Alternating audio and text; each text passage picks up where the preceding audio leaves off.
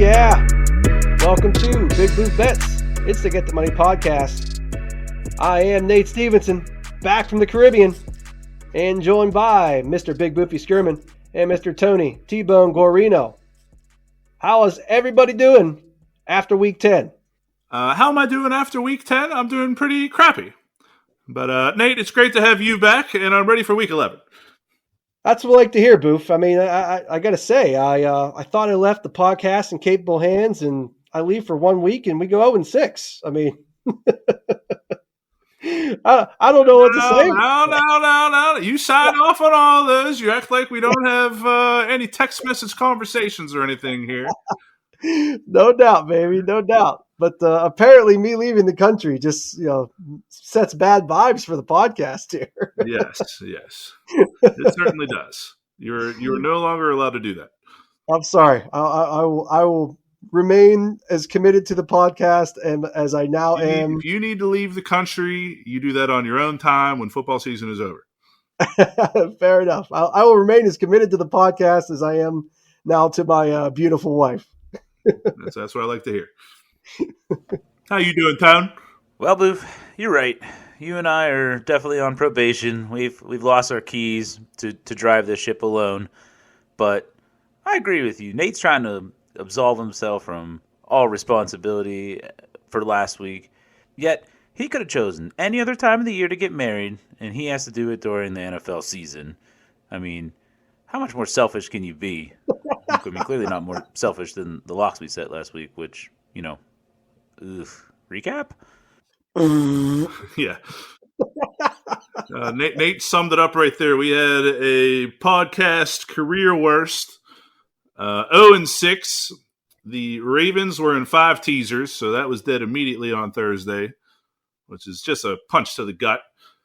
Dead on arrival. Yeah. Ravens Browns, Ravens Bucks, Ravens Steelers, Ravens Raiders, and Ravens Vikings. All losers. Then we had the Titans minus 2.5. And just to kind of highlight how crappy the week was, I texted the guys on Sunday after, some of my redemption bets also went crappy. Had the Ravens won on Thursday, we still would have only cashed one ticket, which would have been the Ravens and Vikings teaser. The other ones still would have lost, with us taking legs that we liked and basically getting 6 or 7 additional points in our favor. So it was just that kind of week. If you can't deal with the ups and downs of betting, then don't get into it. This one was obviously a down for us, and we are going to turn it into an up starting this week. Indeed. Been a rough month. High water, man. It's happening. Exactly. Been a rough month, but, we always rebound, baby. I expect us to be where we normally are at by the end of the season. I think it starts this week. Yep. But anyway, our locks are now 39, 44, and 3 on the season with a 46.99% success rate. Also under 50% for the first time. So I am looking forward to having a nice stretch in our favor here to finish out the second half of the season. Indeed. All right, yeah, let's get right to that rebound and start our week 11 off with the Thursday night game, which is the New England Patriots at the Atlanta Falcons. The Patriots laying 6.5, and your over-under at 47. Yeah, I like the Patriots here. We're laying under a touchdown against a bottom 10 team in the Falcons, and the Patriots are, unfortunately for the rest of the AFC and the rest of the league, they're starting to look a little bit more like the Patriots again. I just really, really hope, for the sake of the rest of us, this is not the start of another one of those, 20-year runs with a young quarterback, and all of a sudden they just, pull a Super Bowl out of their ass out of nowhere here. So that's the Steeler fan in me talking here, but I know the Browns are having some injury issues, but did not expect the beatdown they put down on them last week. So considering the opposition here, 2 teams going in opposite directions. I love the Patriots here, laying only 6. We're at 6 or 6.5, Boof? I'm sorry. Do we? There is a 6 out there. Obviously, if you like the Patriots, you would want that. Yes. Thank you. Yes, I'm looking at have FanDuel open on my app here, but couldn't remember if it was 6 or 6.5. Obviously, we like laying the 6. So I will gladly lay the 6 with the Patriots, and that money line you can guarantee going to be some parlays, baby. Okay, like I find myself, I want to take the Patriots. Been talking about it for a few weeks, and they just continue to get better every week. I just don't like the spot. It's too many points, and it's still a rookie quarterback on the road on a short week. I don't like the spot. Furthermore, Atlanta got smoked last week, but their previous 6 games before that one, they either won or were within 6 points. So I'm just going to pass. All right, let's move on over into Sunday. We will start things there with the Detroit Lions at the Cleveland Browns. The Browns laying 11.5, and your over/under at 43.5. I want to wait and see what happens with Nick Chubb. I lean to Cleveland, and we might tweet this one out later in the week. I know it's a lot of points, and I know Cleveland got whooped by New England last week. But Cleveland seems to take care of business against the bottom-end teams, and that is exactly what Detroit is. I know they got a tie against the Steelers, but they look terrible. If Steelers were competent at all on offense, that should have been a complete blowout. I think if Chubb comes back for Cleveland, that I do think the Browns are going to whoop him. So I'm going to wait and see on that, and that's probably where I'm going to go with it. I agree. I mean, if the Steelers even just make a couple tackles, I mean, it doesn't even get to overtime, honestly. So, yeah, I totally agree with all that. I lean the Browns. They beat up on bad teams, and we're just going to wait and see if we can get a better number later in the week. All right, well, up next we have the San Francisco 49ers at the Jacksonville Jaguars. The 49ers laying 6.5, and your over/under at 45.5. Love the Niners here. They've gotten healthy on defense. They've got Kittle back on offense. Debo is tearing it up this year. They have a stable running backs. Mitchell has a little bit of a finger injury, but looking like that he still might play. Even if he doesn't, Jeff Wilson's back. He's solid. You still have potentially Jermichael Hasty. He might be back. You have Trey Sermon in reserve. Honestly, it doesn't really matter who's playing running back for the 49ers. They're probably going to have a good run game. And then if they even just toss it Debo out of the backfield sometimes as well. So, but sounds like at the very least they'll have Mitchell and Wilson in the backfield, so they'll be good there. And like I said, Kittle back on offense, it means a lot to them. It's the Jags. The Jags, they're still terrible. They're still one of the worst teams. They put up a fight a little bit the last couple of weeks, but one of those was the Colts taking their foot off the gas.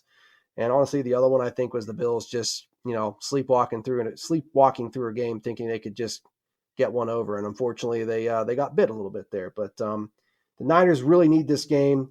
They're fighting as hard as they can to stay in the playoff race, so they can't afford to drop a game against a team like this. So I will gladly lay the points with the Niners and as well put their money line in many parlays. Yeah, I agree with you, man. I do understand the West Coast going out east at 1 o'clock, and we're laying 6.5 points. But you said it. I mean, the Jags still stink. They did keep it close with Indy last week, but they started way down early. I think the Colts kind of took their foot off the gas and let them back into this thing. I think San Francisco is at a spot where they need to win some games. And they're starting to kind of get back to being who they are. You said George Kittle was back. He looked great against the Rams. And defensively, this team showed up against the Rams. If they get those things going, man, San Francisco is a lot better than what they've been the previous month or so. So I'm down to lay it. It's -6 is the best line we've got. And that's what we're going to do. We're going to lay 6 points on the road here. And that's going to be our first lock of the week. Oh, yeah, lock it in. Get that money.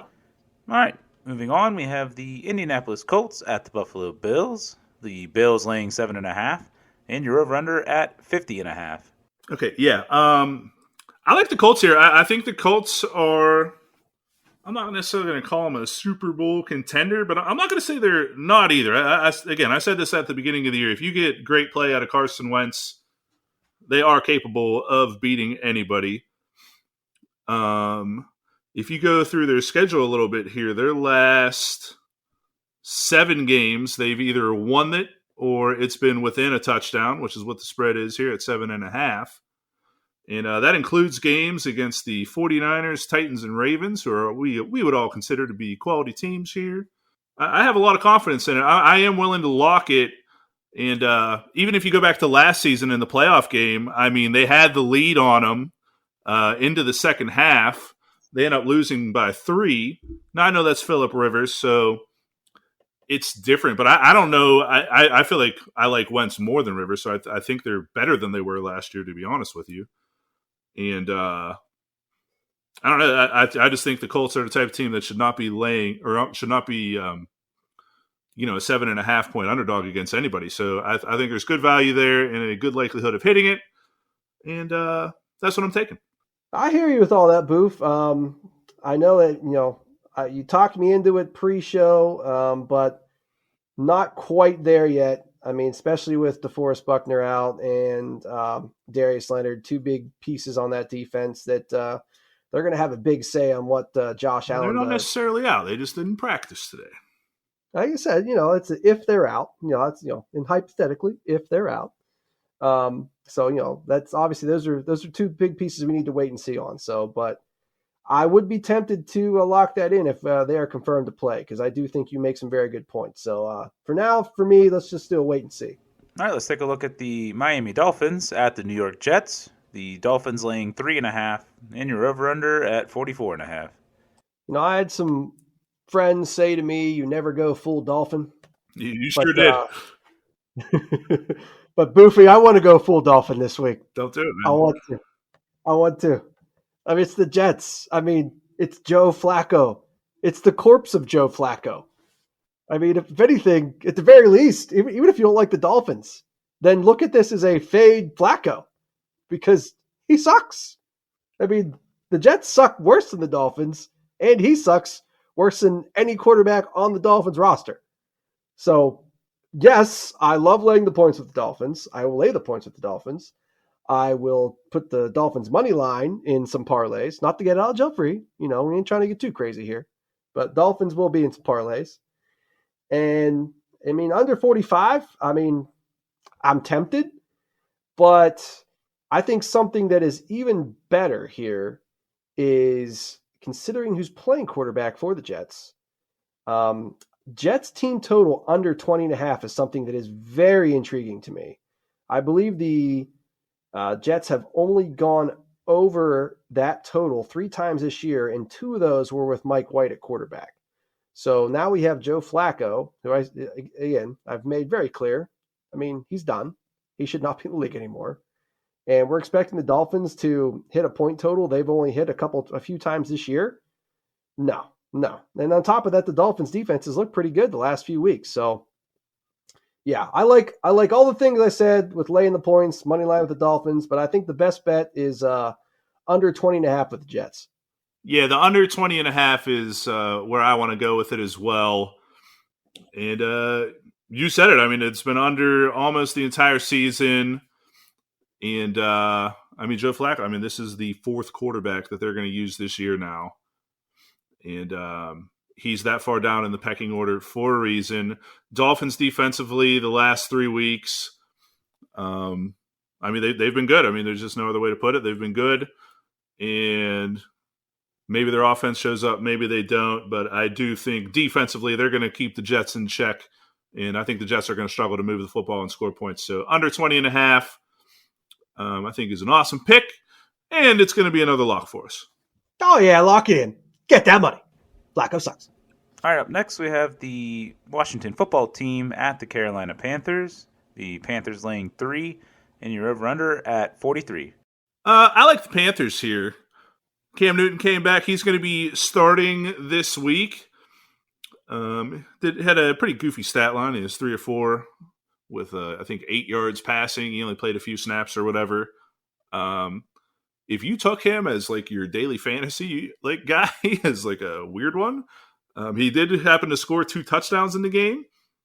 The biggest thing for me last week is the Panthers looked good on defense, which has kind of been the strength of this team when they've been playing well.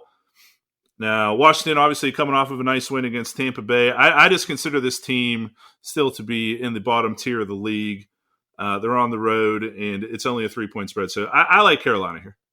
Boof, last week you got a little bit of Cam, and a little bit of Cam for the Panthers was good. But just like you told me, you never go full Dolphin. The Panthers are going to go full Cam this week, and you don't want to do that. That's a bad idea. Yeah, but we're also going Christian McCaffrey, and I feel you. Chase Young's out now. Go Panthers, baby. I feel you, but Cam still has to throw the ball, and right now, at this point in his career, full Cam is bad Cam, and I don't want no part of that. I would much rather take 3 points with the football team, even without Chase Young, who's just shown that this season all he's really good for is just running past the quarterback every play. So I don't really think that's much of a loss there, honestly. They might get better containment on the outside and on the pass rush. So I was impressed by what I saw last week from the football team against the Buccaneers. We're getting 3 points against the Panthers team, who's kind of been up and down this year and should have a limited offense with Cam under center, both in terms of his ability to throw the ball and the fact that he just joined the team 2 weeks ago. So obviously he's not going to have the full playbook at his disposal anyway. So yeah, I like the fact we're getting 3 points with the football team here. Former Panthers head coach Ron Rivera, and crazily enough, former Panthers quarterback Taylor Heineke. I like the former Panthers to beat the current Panthers. Give me the 3 points with the football team. I guess the real question is, do you want a pizza box hat? Boof. That's music to my ears, baby. I will gladly add to my pizza box victory record. Oh yeah, pizza box. I'm gonna get that money, and Nate won't. Let's do it, baby. All right, let's take a look at the Baltimore Ravens at the Chicago Bears. The Ravens laying 4.5 in your over/under at 45. Yeah, this number started early in the week. I think it's 6 or 6.5, and we have now moved 2 points toward, and I would say in my favor or our favor, because I'm definitely I know I'm definitely on the Ravens, and I was very happy. I was very happy to see that, honestly, and I guess that Lamar is having a little bit of a health issue. In my opinion, this is a market overreaction. I mean, it really is. He just from what we've been able to tell, it's non-COVID related, just your, seasonal illness. He just went home from practice. Harbaugh said he's going to be fine. Obviously, sometimes you can't always believe coach speak, but the fact that they're saying already it is non-COVID related, that is a big deal, because otherwise, if it is, they do disclose that. So the fact that they're saying it's non-COVID related. I mean, Lamar had COVID last year, so yeah, and not to say you can't get it twice or anything, but it is less likely.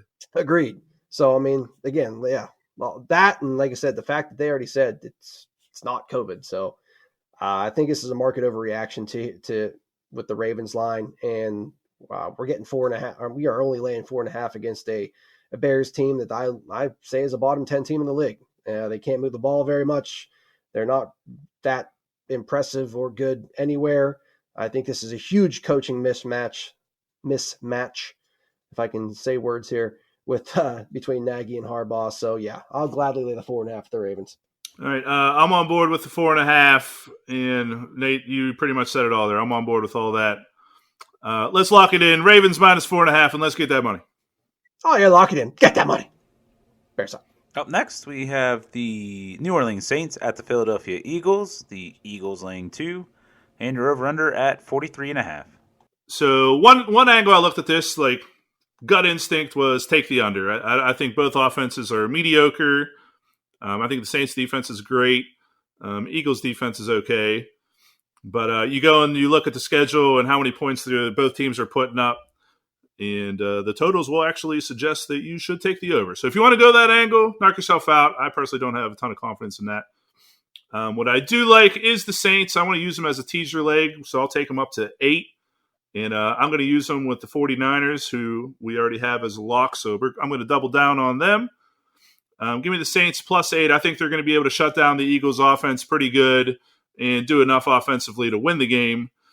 If you're going to give me 8 points, I feel great about it. So Saints and 49ers as a teaser, as a 6-point teaser, is where I want to go.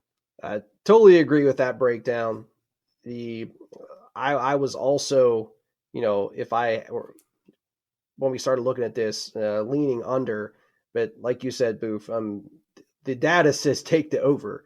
So unless there's something that really really leads me to makes me feel good about that, which there wasn't going into it, then I'm just gonna stay away. Because honestly, like I just feel like this is one of those times where one of the strengths of the Saints defense is their run defense, and Philadelphia has become a better team offensively by committing to the run a lot. And to me, this just screams one of those games where Philadelphia just performs poorly on offense most of the day, not being able to pierce that Saints defensive line. And so I'm going to stay away from the total. And I do think the Saints with the points is the right way to go. I think there's a chance they win the game, like I said, on the strength of their defense. And for some reason, a lot of people seem to move these Eagles lines in the Eagles, well, for betting for the Eagles. So depending on which way you're looking at it, for or against your favor. But there is definitely a chance you could get +3 on the Saints here. So I'm going to keep my eye out for that. And in the meantime here, I definitely love the Saints in a teaser with you there, Boof. So let's lock in that teaser, baby, and get that money. Oh, yeah. Get that money. Okay, moving on, we have the Houston Texans at the Tennessee Titans. The Titans laying 10, and your over-under at 44.5. I lean Titans here, but this just screams huge letdown spot. The Titans have had, how many games in a row here where they have just performed out of their mind against really good football teams. And Tyrod Taylor does seem to do a good job of not letting the Texans get blown out. And the fact that, the Texans are getting 10, I can't say that's where I would go. Like I said, I would lean Titans, but it just doesn't feel right to me. So I'm going to stay away. Yeah, same thing. I'm going to pass. I don't like the game. Too many. I like the Titans, but it's too many points, and I never have any confidence in the Texans. Yeah, Titans money line in parlays. All right, the final 1 o'clock game on Sunday is the Green Bay Packers at the Minnesota Vikings. The Packers laying 2.5, and your over/under at 49.5. The Vikings, again, they have kept every game this season within a touchdown. They're at home. Rodgers, coming off of COVID last week, did not look great. I think there's a chance Minnesota wins this game. We're going to use them as a teaser with the Seahawks. So 6-point teaser, we're going to get both of them up to +8.5. And that's where I'm going with it. I look for the Vikings to maybe get the upset, but definitely keep it at least under a touchdown. Or at least under 8.5, I should say. Yeah, I agree, man. I think there's a chance that the Packers finally drop one of these games, and I think there's definitely a chance it happens here. So taking the points with the Vikings in a teaser, I think is the best way to go. So let's lock it in, baby, and get that money. Oh yeah, get that money. All right, that moves us on into the 4 o'clock games, where we'll start there with the Cincinnati Bengals at the Las Vegas Raiders. The Bengals laying 1, and your over/under at 50.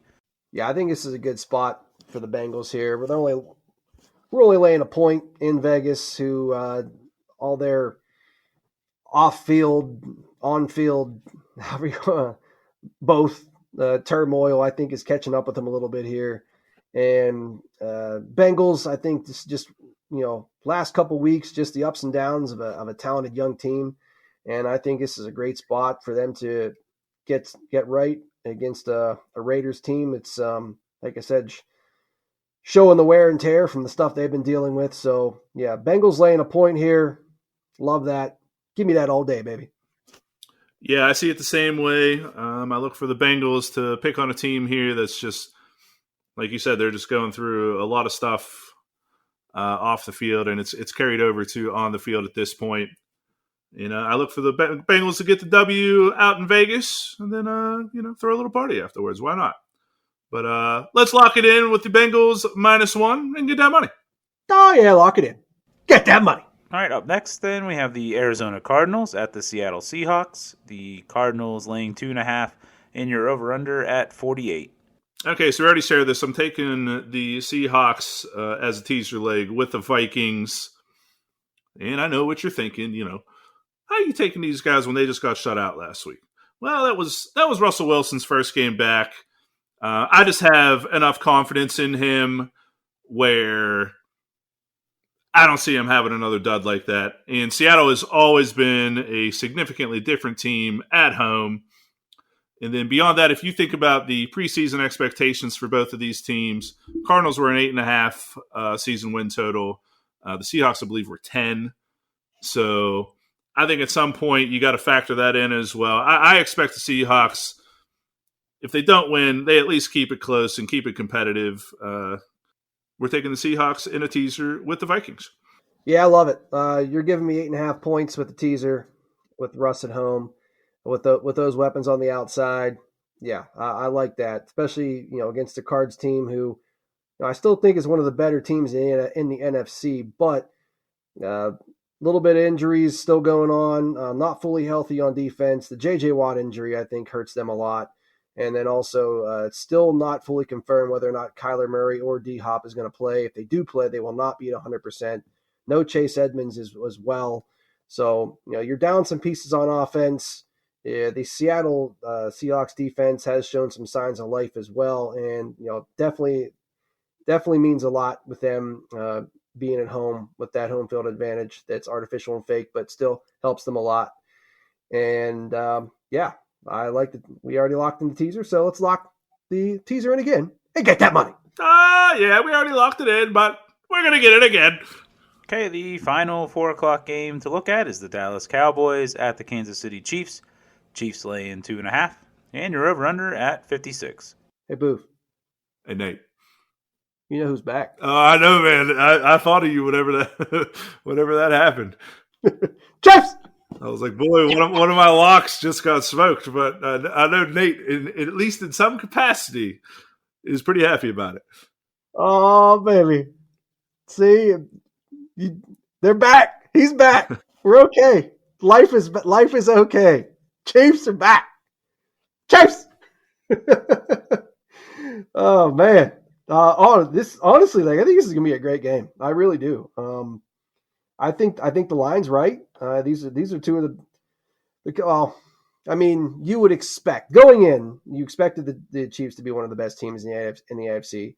I still think that they will be. They're right in the ship some, and the Cowboys have shown to be one of the best teams in the NFC. I mean, honestly, this is a potential Super Bowl matchup. It really is, and the fact that under a field goal spread, I'd say that's right. I would lean Chiefs because they're at home, but with how good the Cowboys have been playing, I wouldn't hate you if you took the Cowboys in a teaser. I wouldn't, but the thing that would give me pause trying to take my Chiefs bias out of this is the fact that for how many was it 14, 15 games in a row, Boof, now that they hadn't covered a number larger than 6. And so that's like, oh. Yeah, until last week, obviously. Yeah. It's like, oh man, just tease. If you tease up against the Chiefs, it's golden. Well, now, you're going to have some doubt. I know I would. So I'm staying away from any teaser legs against the Chiefs. I would lean the Chiefs with the points, or laying the points. I'm sorry. And one of the interesting ways to look at this for me is the Chiefs games have gone, even with the blowout of the Raiders last week, have gone under the total of 56, 5 games in a row. And the Cowboys have gone under that total the last 3 games. So naturally, you have 2 high-powered offenses like this, and you expect, a lot of points to be scored. But I think the under here is the way to go. I really do. Even when the Chiefs played the Chargers earlier in the year, another high total, we took the under, nailed that, only by a couple points. But hey, baby, as long as it's under whatever it is, whether it's 2 points or 12, it's still under. So yeah, my personal best bet in this game is actually under 56. Yeah, I hear where you're coming from on the 56. I don't completely disagree with your logic. It's just I really just have a lot of respect for both of these offenses, and it's enough to scare me away from the pick. For me, this is just a must-see TV game. It should be the Sunday night game of the week instead of this 4:30 stuff. But yeah, I'm passing. Great game to watch, not a great game to bet on. I don't know. I think it's a great game to bet on and a great game to watch. Chiefs. Well, speaking of Sunday night, let's take a look at that, which is the Pittsburgh Steelers at the Los Angeles Chargers. The Chargers laying 5.5, and you have under at 47. I like the Chargers here. The Steelers really looked bad last week against the Lions, and it's a game, frankly, they needed. If you look at their schedule coming up, I mean, it's definitely a more difficult half of the season than the first half. And if the Steelers want to make the playoffs, that was a game they really needed. They didn't get it. Big Ben might play on Sunday, but we just saw Aaron Rodgers struggle coming off of COVID. So we might see something similar out of Ben. And even if not, I mean, I think he's the second worst quarterback among all starters, according to Pro Football Focus. So that's how they've graded him. If it is Mason did not look good last week. Joey Bosa is out for the Chargers, but the Steelers' offensive line has been so bad that I think there's a lot of guys you can put in on defense, and you're going to give the Steelers trouble. So I like the Chargers minus 5.5 here at home against Steelers. You know, Boof, I heard a thing on the radio that made me laugh, and it was talking about how Tomlin would talk to his wife at home, like if she's cooking him dinner or not. And it got me to thinking that it would go something like, we want volunteers, not hostages. And I would love to reheat that chicken we had last night. There's a lot of meat left on the bone. And obviously, standard is the standard. I expect it to be just as good as it was last night. And obviously, we're going to chew on that for a while, and then we're going to see where it goes. I'm sorry, Boof. I had to get that inner monologue out of my head from this afternoon because I just saw it going that way. And I really don't have much more to add on this game because I think Tomlin sucks and he should be fired and Steelers should get destroyed in this game and lay the points with the Chargers, lock it in, get that money. Let's get that money, baby. Oh, yeah. All right, that leaves us with our Monday night game, which is the New York Giants at the Tampa Bay Buccaneers. Bucks laying 11, and you're over under at 49.5. My lean here is minus 11 with the Bucks, but just can't trust their pass defense here with Daniel Jones and the Giants. So just going to lean minus 11 with the Bucks, put their money line in some parlays, call it a day. Yeah, it's similar to the Titans-Texans game for me. I like the Bucks. It's too many points. It's very rare that I'm going to have any confidence in the Giants, so I pass. All right, well, that's it for this week. So let's look at the ones you didn't take a pass on and go ahead and recap those locks for us. Okay, we've got 6 of them this week. They are the 49ers minus 6, Jets team total under 20.5 points, the Saints and 49ers in a 6-point teaser, Bengals minus 1, Seahawks and Vikings in a 6-point teaser, and the Chargers minus 5.5. And Nate, it's good to have you back so you can do this section properly and make us a lot of money. But it is time for Parlays for the People.